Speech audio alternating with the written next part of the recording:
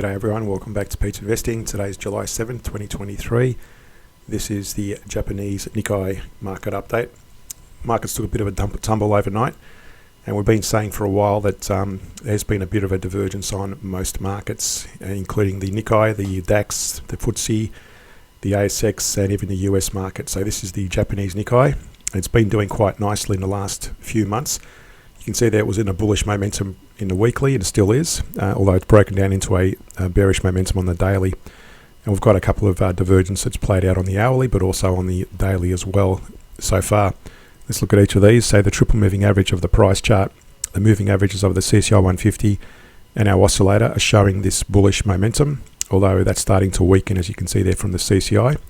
So just be careful about taking any long positions on the NIKKEI or any major markets at the moment.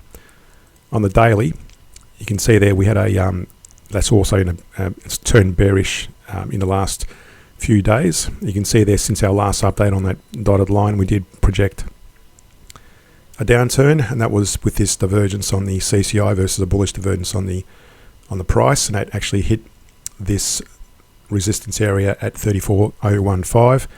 It hit it almost a second time a few days ago, but you'll notice the price started declining and it's now approaching our target area. So had you gone short in that on that red candle there, that would have been your entry point. And the reason that would have been your entry point, if I draw this channel in that divergence range, whenever it breaks out of that channel, and that's our divergence range, so whenever it breaks out of that channel, that's where you enter the divergence strategy, and you would target, going back to this previous low, let's go back to the support level and bring it up to that high. So we always take, after the breakout, we take the closest Fibonacci range, which in this case was the 23% at 32,230, and we take it down as much as the 50%, which corresponds with these two diagonal ascending lines. So it actually, on that wick there, that was a low of 32,241. So still above our target of that 23% at 32,230.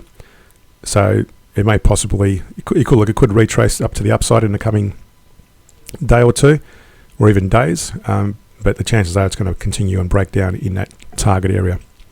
So that's on the daily. That's working out nicely so far. On the hourly, if I zoom out, you can see there we projected that as well. On the hourly, there was a divergence there. That did hit the target area, and we've got also this bullish divergence which also worked out in the short term, and that's now made further advancements and now retracing back down. There's no other divergence at the moment, so that was the last divergence shown there as well. Again, remember, when you're trading the weekly and a daily, and both of these are aligned, and at the moment they're not, but it looks like the weekly may turn down possibly in the coming days. Then whenever the hourly is also showing a bearish momentum, that's when you take, as we've got these back tests, we take these, we've got the long back test and the short back test. So in this case, we'd start going short once the weekly and daily are aligned.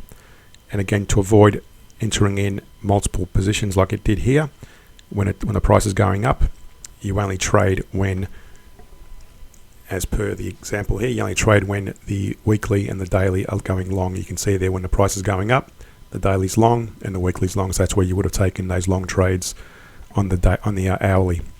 So to understand how to trade this and other trading strategies, subscribe to my Patreon page, where we also look at weekly scans of stocks, currencies and commodities. Subscribe, like and share the channel. Thanks for watching, and see you in a future video.